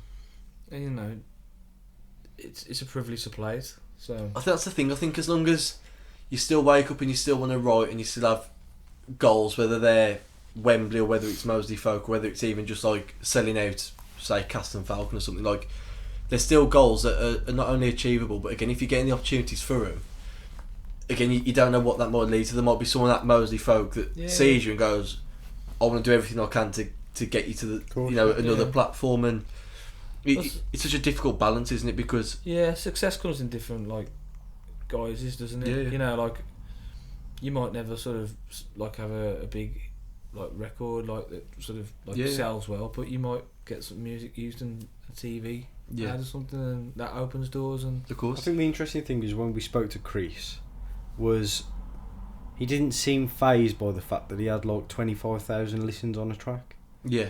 And obviously you hit 35,000, didn't you, on hours? And then like for us, we'd give anything. We're fucking like what? like we see that and we don't like, we try and like piece together how it happens and whatnot. Maybe I suppose we think that once we get to that point, then it's easier to kick on to the next level. But But again, there's always still a slog. He wasn't. Like, he wasn't ungrateful for it. He wasn't talking about it like he was ungrateful. He was just. I guess it becomes. But the bands he's normal. around are also on that same thing. So like, obviously to us, like when we speak to you, like we're very aware there's a gap between like what your current market is and what our market is. Like, so I rang him screaming and Grow Together at 1,000. Yeah. Like, Yeah. I'm there like, That's how good, the man, fuck that's has good. that happened? Yeah, yeah. Like, but then but then there's obviously that with next some, level and that next with level some and that next level. bands, like they'll get say 30,000, 40,000 streams, but it doesn't necessarily translate over to say Instagram or Facebook. And it seems like it's a different market that probably doesn't even know them as people, but they've just playlisted one song. Like, And that's the thing, yeah. It baffles me really. I don't know how it works. Like, you will get like bands just put onto a playlist, and yeah. I've like sort of applied, and like you in there, nothing back, and it's like, well, what do I have to do to get onto that? Yeah, what do Yeah, yeah. you have to do to get? But, But then having said that, you see the Claws, like they've obviously their songs just come out. He got put on the, I think it's like one of the biggest rock playlists on Spotify. Got put on an Apple Music one as well, I think. And the White Lakes. Yeah, of course. Oh, we know the White Lakes. You've smashed their house up, pissed. Yeah, I don't remember meeting them, but But you smashed their, but I'll get on really well with Matt, and they've just been put on the F1 playlist. Yeah. And I forgot what the fucking other one is, but it's good. Yeah. Whatever it is. Yeah, like, I mean the Claws are smashing it. You know, Yeah, they're good yeah, lads, they are. great lads. They've got a good team around them. Like you know, Okay, yeah. like We want them on. Yeah. If they watch this one, like we Liam, do want you on because we want to get to know you Pierce, because we don't know 'em. get on. that's who we want, Liam and Pierce. Yeah, we Fuck want the others. No, I'm joking. We want Deaky and Pierce. They're great lads, you know, and yeah, they're really doing well, and like they're just good lads. Like, you know, they're down to earth, and Yeah. they support other like you know up and coming acts. So and follow stuff. me back. But no, you do well, mate. But I think that's why we want them on, is to kind of break down that barrier. 'Cause, Yeah. like, we see them as this, again, we see the stage side of him. When Pierce is on the stage, you know he's peacocking, and he's like, Yeah. he's an animal, like, and he doesn't smile. There's a bravado, isn't that? Which Yeah, comes but- with, like, I suppose, the image they portray. But we've never seen him out of that, and we kind of want to break that barrier. Yeah, because everyone that we've had on the podcast, we feel like we know them a little better for it, where I'd probably appreciate what they do more if I managed to get to know the people behind it as well, and the stories, like where they come from and what they did. Like, Yeah, they're good lads. First time I met like Liam properly was we went to see Doves. He's coming over to me and he's like, "Yo, Alex," I was like, "Yes, I am." And then we had a good chat, like you know, we had a few beers and stuff, Yeah. and just watched Doves, and it was great, man. Since then we've been like we've kept in touch. Oh, that's cool. That's cool, man. He quite does well. seem like a good lad. Like, Yeah. he did all this stuff for the homeless charity, didn't he? Yeah, because that seems like a thing as well. It's like there's I suppose almost a correlation between the bands that are doing the best from Birmingham and did do the best from Birmingham, obviously like the Surrenders and stuff when they were going. Is like there is a theme that this feeling is really a catapult for a lot of Yeah. I suppose Brum bands getting the respect, because a lot of the other promoters stay strictly in Birmingham, don't they? And I think it's easy to go to a gig in Birmingham and not almost see how good a band are because they're a Brum band with 4 other Brum bands on. Yeah. And bands only really get the respect in Birmingham when they've come from Manchester or Liverpool. Yeah, like yeah. promoters do a better gig at selling their tickets and they promote it better, and I think we always get left behind. But I think because this feeling have the ability to take, say, yourself or the Claws, or when it was the Surrenders, like take to Liverpool or Manchester, like that's when it kind of surprised me, because we went to London to watch the Surrenders and people were singing along to like No Paper. Obviously No Paper hadn't been on streaming sites at that point for like 3 years and people still knew it.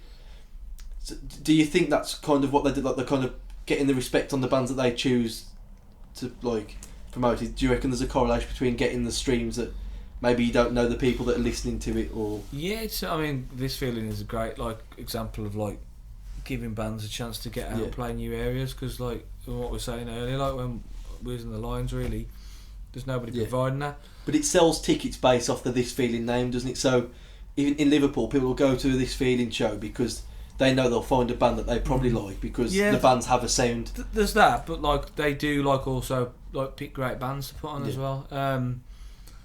And it's a bit of like a community vibe. Like so, like when I've gone and played shows for the more festivals, you start to see familiar faces, and it's like a big family really. And you know they'll support the bands that are on, but then they'll start sharing it on socials, and then their friends will listen to it, and it's a bit of a chain reaction sort of thing. You know, like it goes on and like a ripple. Yeah. I worked 3 years to get a gig with them. I sent probably 50 emails, Finally got a show booked and then COVID cancelled it. I remember that actually. You saying that, and then they rescheduled it and it got cancelled again. But that's the same with when we were supposed to play in Liverpool, weren't we?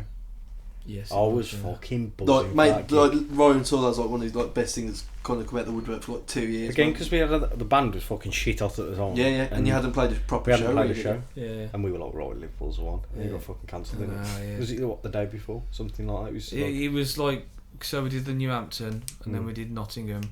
And as we played Nottingham, it was starting to like snowball. Yeah, it was picking up, and like there was rumours, and then the week after it was just like right, shutting everything down. Because you were supposed to go to Glasgow as well, weren't you? That was the night after. Yeah, because me and Lou were going to come up. Yeah, and it was just like, no, that's it. It's like, because Lou was playing. I don't know Yeah. Yeah, Lou was playing. Yeah, and I was going to go up with Lou. Yeah. Didn't we? Where did we? We were going to go Brighton first to watch Darius and Ladama's tour. That's right. That was it. We were going to go down to Darius, then drive from Brighton to Liverpool to play Liverpool, and I was going to pick everyone up on the way through. Yeah. And then I think we were coming back to. No, then I was going up to Glasgow. Something like that, yeah. Yeah. I can't remember the details. And it was just a fucking. If that would like it was going to be sick, and then it all went to shit. Yeah, it was a shame, really. Yeah, I mean, I think everyone like it that was in a band or performing or whatever. Like it just affected everyone, didn't it? Of course, yeah, absolutely. And I don't know if it'll ever be sort of like put back like that. But hopefully, we'll get some tours and things booked in. But I fucking hope so. You can't be far off. It cannot be no, far it off. feels like things are getting booked, but like it still also feels like a long way away because again we got promised freedom 6 months ago and we didn't get it. Like I think the thing is with COVID as well now is like it's going to sound fucking horrible, but it's got to become eventually a disease that is a disease, ain't it? Like you bastard. But you know what I mean. Like I don't want to be like I'm not like a fucking anti-vaxxer or that sort of thing, but like just become something you live with. Again, yeah. So So same as the flu did. Yeah. Same as the flu still is around. Like it's a fucking horrible disease. My mum worked on the COVID ward, and I heard stories of everything that was going on. Yeah. And it was fucking vile. Yeah. And it's still fucking vile. But then obviously. But again, that won't happen when the majority of vaccinated young people are having it. Then it becomes a flu. I'm not saying fucking open everything up. Yeah. But obviously, there's hope in the vaccine and stuff. Yeah. And like, if you need to have a booster vaccine every year, then it's got to be done, innit? Like. Yeah, fingers crossed. We'll get back to normal soon. Is there any other part of like your story and journey that you want to shed light on? Like, we've covered most of it. I mean, like, we could sit here all day really and talk about the things we did. Like, I think like the last few years, like, because it's the most comfortable I am. Yeah. At the moment, like, I think the stuff that we're putting out is really good. Yeah. You know, when we were in the lines, or like maybe at the beginning of my solo project, I'd pick songs to pieces and say this could be better, and that that could be work better there and things like that. But now I'm really like comfortable in the music I'm making. I'm happy with it. Yeah. It's been hard, like, because like now I'm older, and like I do find like there's a lot of sort of promoters and labels that sort of, if you're over a certain age, you just like don't want to hear it, sort of thing. And I see artists out there, like the National and Nick Cave, that are still like really doing great things, and like it's been hard. Like I found that hard because I just think if people are making good music, why deny it, sort of thing. I suppose the thing is for you though is like if you got a track that got played for an advert, say in 2 years' time, or like a show, and you really become an established artist, and people like were digging back into what you'd done and really loved it, like they would look back on your career and they would see it as that, like a career. They wouldn't see you as an artist that's just blown out of nowhere. They'd go, oh no, he come from this band and he managed to do all this. He did that. Gained more respect from me. Then he built this, and then he managed to still sell out. Like he still sold at venues. He's still like gone on tours and everything. Like they'd see it and go, oh, we just got to the party late. Like they wouldn't see it as like breakthrough artist of the year, but like they look back and go, oh no, he's had a really great career, and then I suppose it gets you to the point where if you then have that footing, you're not going to blow it like say you would have done if you was 23 and blew up into the mainstream. You could put a book out within the first month. That's what you got to think. But then people could really grow to love your story, and then in turn people buy every album and support. Like there's obviously everyone makes in a completely different way. Like the similar stories, like I think there's a bit of a theme where people kind of make it at 28, 29. The Amazons. And they kind of come through as like a breakthrough band. It's like, yeah, but tell us what you were doing beforehand. And like, people don't really ever want to remove that sort of curtain where, again, I think, even if people like get to you, like, because again, like I said to you, like, before we started the podcast, was that the people that know your music really love your music. Like, surely it's just going to take one little thing and then everyone's going to get in on, like, I suppose this little secret, and then everyone goes, fuck me, he's a great songwriter. And like, again, your sound is, because your sound's ambitious when you like are on still a budget at the moment, like, you know, you're using pads, but imagine how great it could be if you knew that you was going to make so much from playing an O2 Academy, so you have a choir there and you've got all these things going on. Like, you'll be then one of them artists where people will go expecting you to maybe be like a 4-piece indie rock band, and they go, fucking hell, well, I could watch this at the Albert Hall, or I could watch this, like it becomes so much more, and it becomes, because the ambition's already there, like the sounds there, you don't need budget to do it, because you've done it without that budget, haven't you? Like, I'm not, like, you know, it's been great, because in some respects, you know, if you get signed to a label and you've got the pressure, the label wanting this and and you know, all the sort of, you can be the artist deadlines you don't want either. Like, so I've really had the freedom to do what I want and like get my songs out there. So I wouldn't change any of it really. I've met some great people, played some great gigs. It's what you want, isn't it, really? You've seen Mark live a couple of times though, which is just a blessing in itself. Like, we don't play often. Should we hit him with a quick fire question? Yeah, so we're going to like kind of like, I suppose it's they're more not quick fire. You can elaborate. It's more of a summary, really. So, what is the best moment you've had in music? Oh man, this is where you get to name drop again. It can be funny, successful, or whatever. It's hard. That is like. We'll do funny separately. That's like the best moment. That's like saying which is your favourite kid. Like out of you. Oh, it's definitely the first. It's not Craig. It's not Robert. It's hard, man. I think like in recent gigs, it's got to be when we played Why Not stage, and we played the Quarry stage, and I went back home on the Saturday night and went back Sunday morning just so I could freshen up and stuff for the show, and it was chucking it down, absolutely chucking it down. It was like a washout. I thought it was going to be terrible. So we got there, and I think we were on like first or second in the Quarry stage. I thought there's going to be nobody in this place, and walked out on stage. It was like 1,000, 2,000 folks in this tent. Like, it was like, man, like, this is okay, this is crazy. And then we had a great set, and at the end of the set, jumped over the barrier, and we were playing Through the Storm, and I'd seen the Hives and some other bands there, and I was like, right, there's your moment. These got, like, it's crazy because nobody there knew me or my music or anything like that. And I thought, we'll give it a go. This could either work or just look really daft, like. And I was like, right, everybody, get down. And it was biblical, really. It was. Did like, everyone get down? Everybody just went, boom. That's fucking. And was the crowd there then because of the rain, so that they couldn't find refuge in the tent, and then you've took it and you've made it like? Well, yeah, like... we've. I guess so. I think everyone's probably like there looking like for shelter and like, you know, to find new music.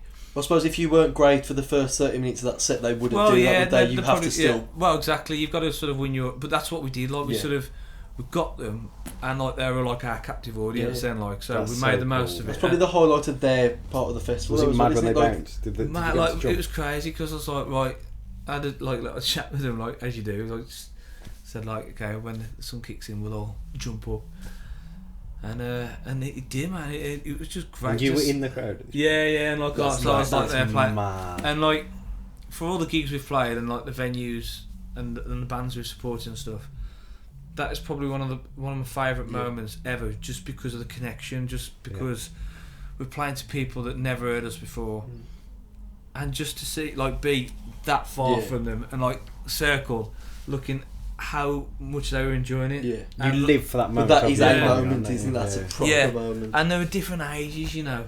So you got kids there, you got teenagers, you got mums and dads, you know. And just everyone was captivated. Everybody in between, and it was amazing, man. That is probably one of my favourite moments ever. For it's nice when they ain't got a fucking phone out as well. Yeah. Like, it is genuinely, like, I refuse to get my phone out of gigs. Yeah. Because I can't do it. But again, you like to be in that moment, and that is a fucking captivating moment. It's great, man. It was great. Have you got a, I suppose, painfully funny story? Is there something that's just so tragic that... What, about music or just in general? I mean, all the haircuts, if you want. Oh, yeah. He's killed me, man. He's absolutely killed. Yeah, I might just grow this out now. Just go down. Like, yeah, mate. You get Ryan Sparrow, 2018 Ryan Sparrow. Tassels on here and stuff like that. Yeah. Is there any like in them shows where that it falls apart and it's just like you question why you do it? Yeah, we had a few. I mean, we played. I remember this one. We played in London, and we're looking forward to it. The guy that was drumming with us, he'd had like some bad news like recently and stuff, but like he was new to the band as well, and it was like, no, I'll play it. And the show just seemed to like fall to pieces. Like we were terrible, and like we'd had like I think people coming down to see us like from labels and stuff. And that wasn't great. That was one like time we just all after the show were like what is yeah, like, what, shouldn't have done that. Another one, we took a coach lad down to like this venue in London, and like I got my shorts on, lovely sunny day. Next thing you know, halfway down the motorway, just the heavens opened and it didn't stop all day, and it flooded the venue, which tripped out like the electrics, which couldn't like they couldn't get it fixed basically.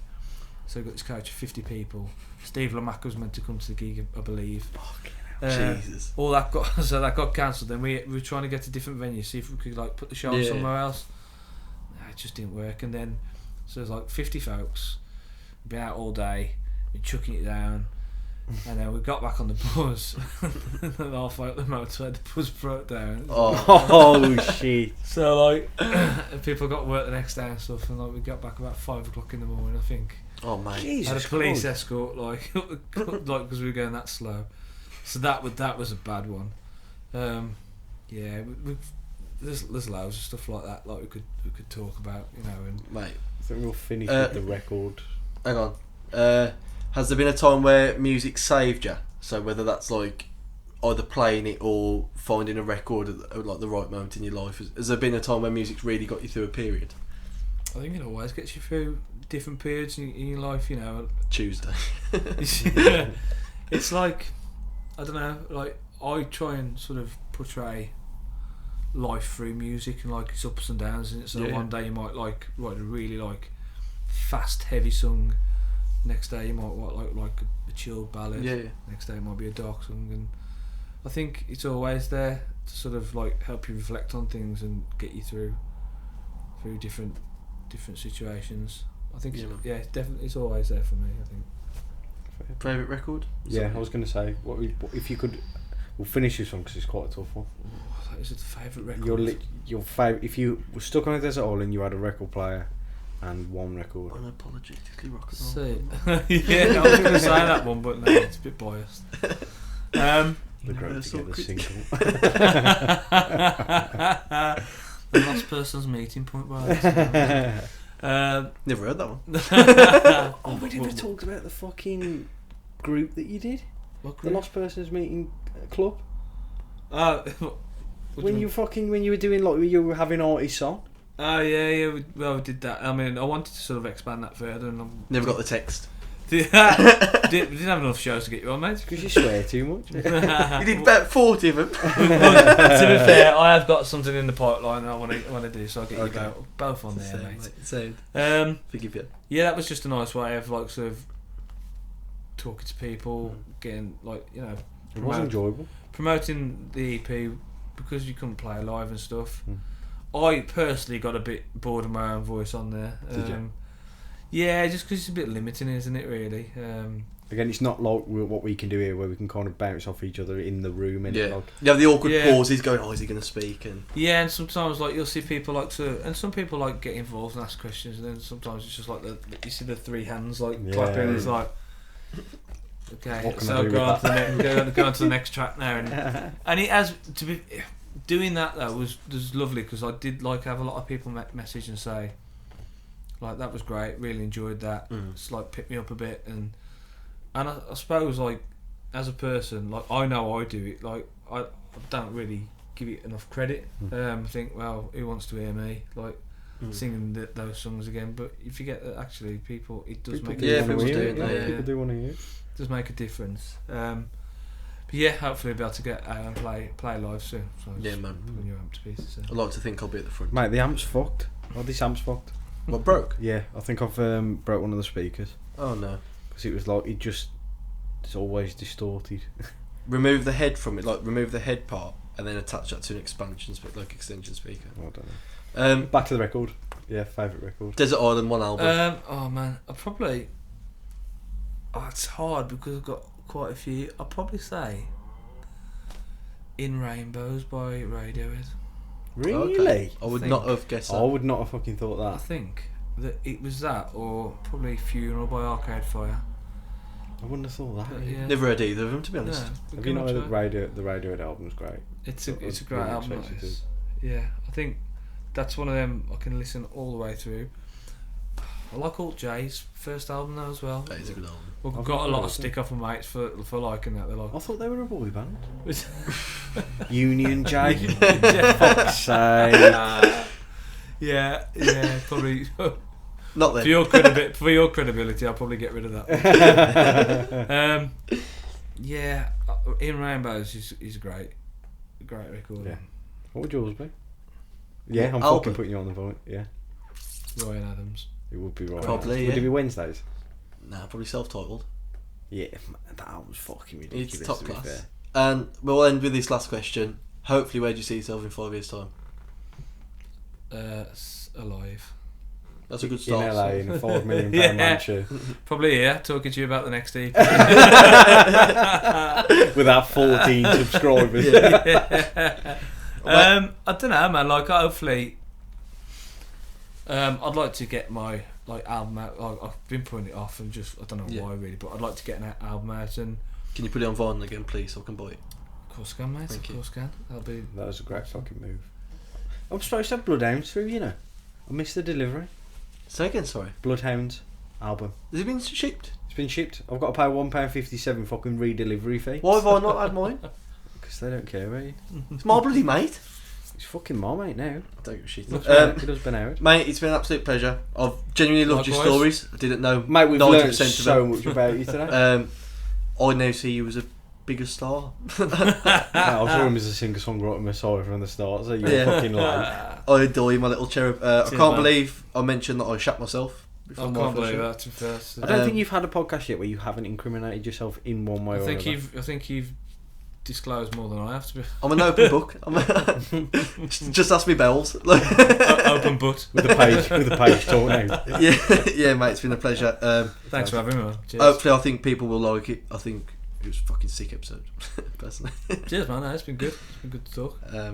Shall I do You all can do the shall I all YouTuber the shit now, yeah. YouTube shit. Well, guys, thank you very much for watching. Right, go on. Make sure you like, comment, and subscribe, and hit the notification bell. New episodes every Friday, and we'll see you in the next one. Ciao.